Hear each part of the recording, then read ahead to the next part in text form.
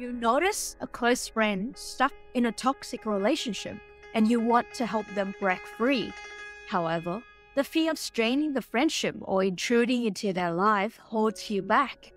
At work, you observe a colleague involved in unethical practices. The challenge lies in expressing your concerns due to workplace dynamics, potential retaliations, or the fear of being viewed negatively by peers. You name it. Can you relate to any of these situations? Many of us have faced a similar dilemma of wanting to dissuade someone from a questionable decision, but hesitate due to the fear of straining relationships or being perceived negatively. This hesitation stems from caring deeply for others, the fear of confrontation, or the feeling of helplessness, especially if previous attempts yielded no results. It can be overwhelming and may make us forget that there's a more tactful approach, the art of dissuasion, allowing us to express opinions without causing strife.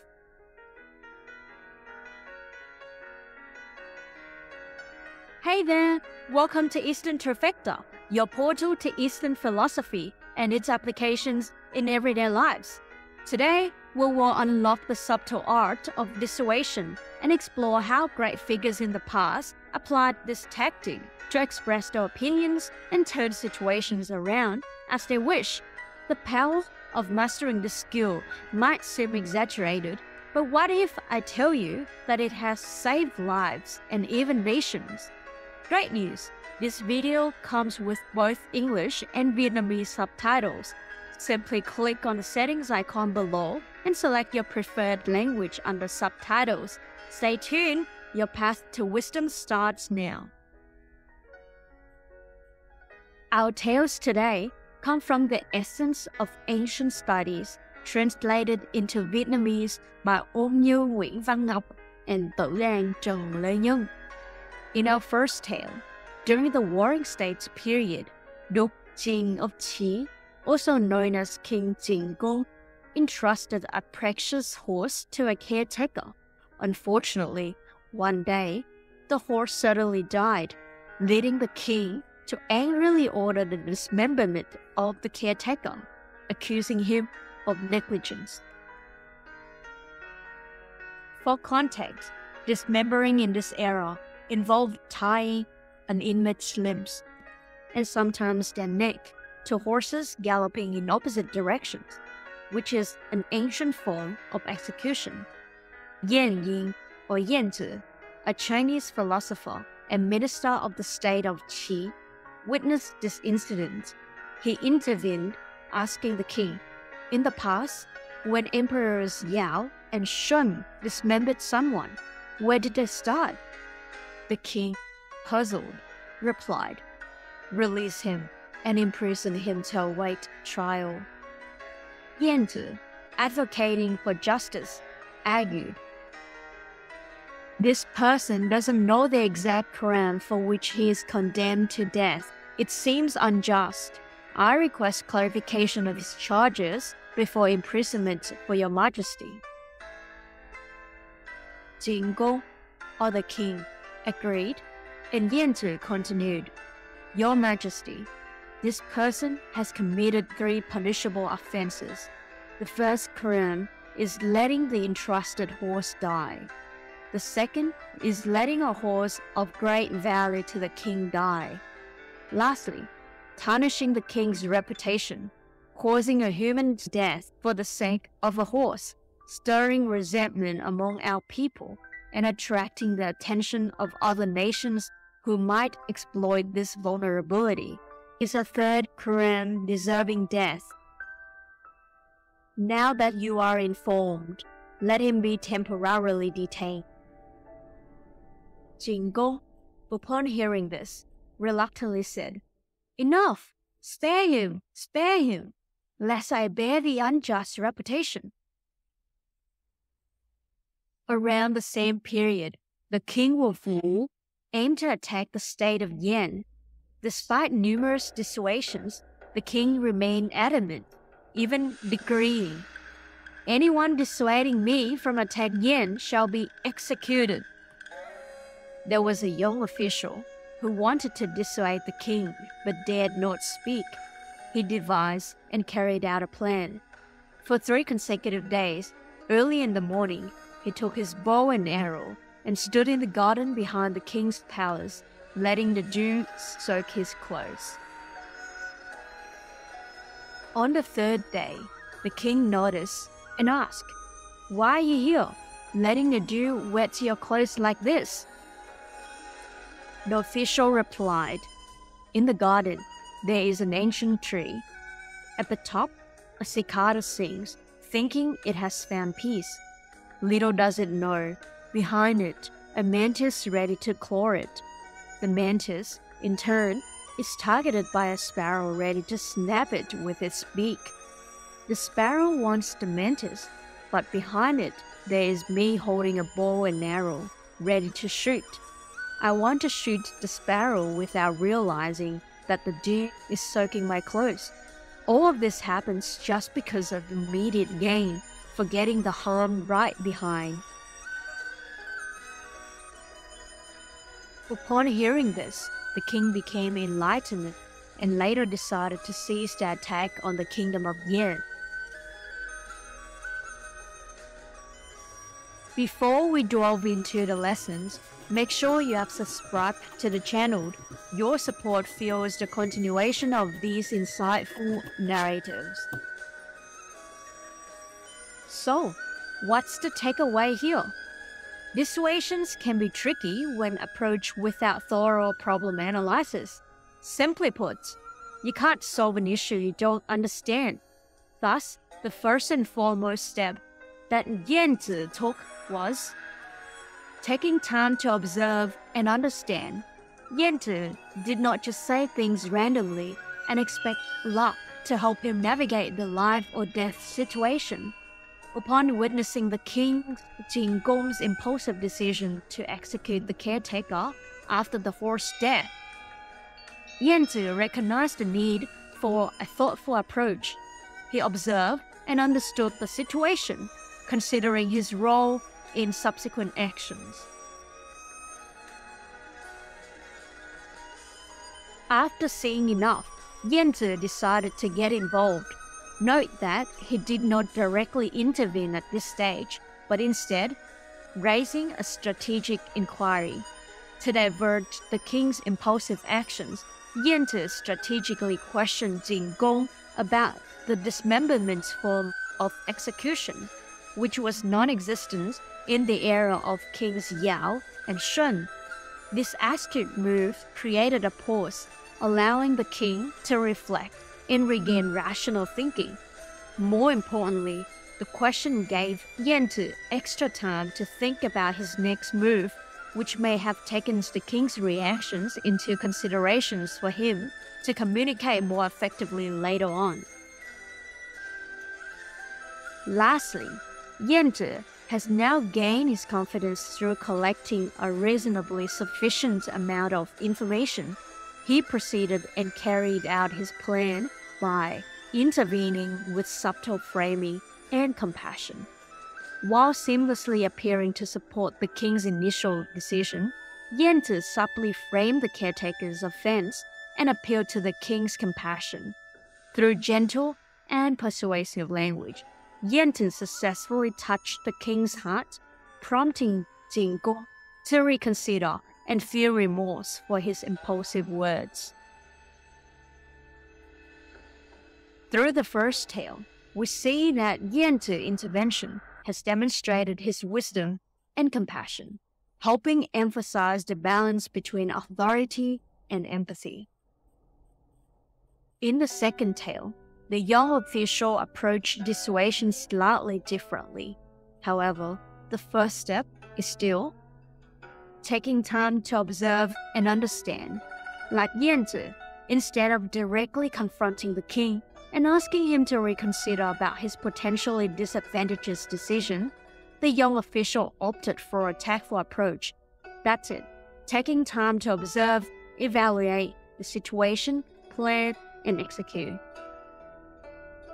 Given the king's very solid refusal to discuss his decision in the second tale, the official engaged in metaphorical storytelling method. He did so by using imagery of a garden, an ancient tree, cicada, mantis, and sparrow. The official created a vivid narrative symbolizing the potential harm of attacking the state of Yan. The significance of the approach is the indirect communication art that engaged the king's imagination and emotions without challenging his authority. Approaching the king and initiating sensitive conversations will inherently trigger the king's defensive reactions. Therefore, the official wisely and patiently triggered the king's curiosity instead, allowing the king to ask the questions and initiating the conversations himself. The official stood in the garden for 3 consecutive days, letting the dew soak his clothes. This symbolic action represents the weight and consequences of the decision, subtly highlighting that pursuing the attack on Yan can lead to personal sacrifice and unforeseen harm, even affecting uninvolved people in the war. What about the outcomes? There are 2 main key points worth mentioning. One is the message from the young official's words, which is, of course, for immediate gain versus long-term consequences, implying the pursuit of the king's goal has not been thought through thoroughly, leading to potential long-term harms. And the second point I want to point out is about the influencing power of dissuasion art having on the king. Enlightenment of the king. The king, enlightened by the official's metaphorical tale, decided to seize the attack on the kingdom of Yan.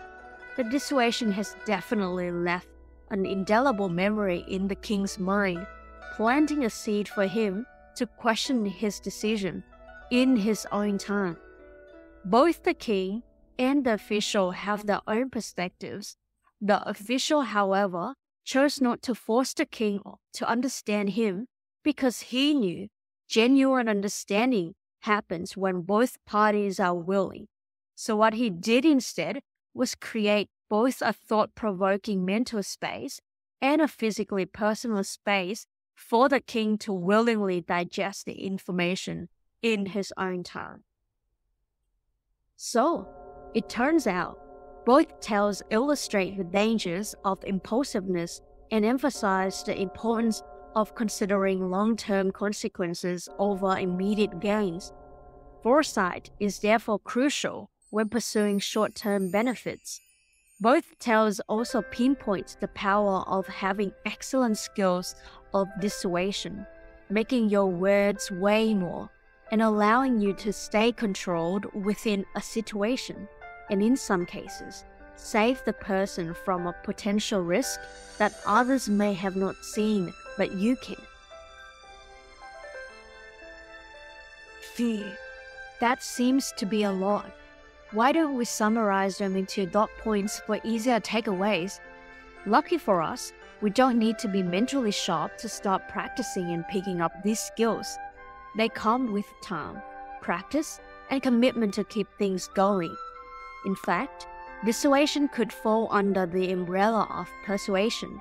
There are millions of books and other media out there that are good resources for digging into the persuasion concept at a higher depth level to master this influencing power.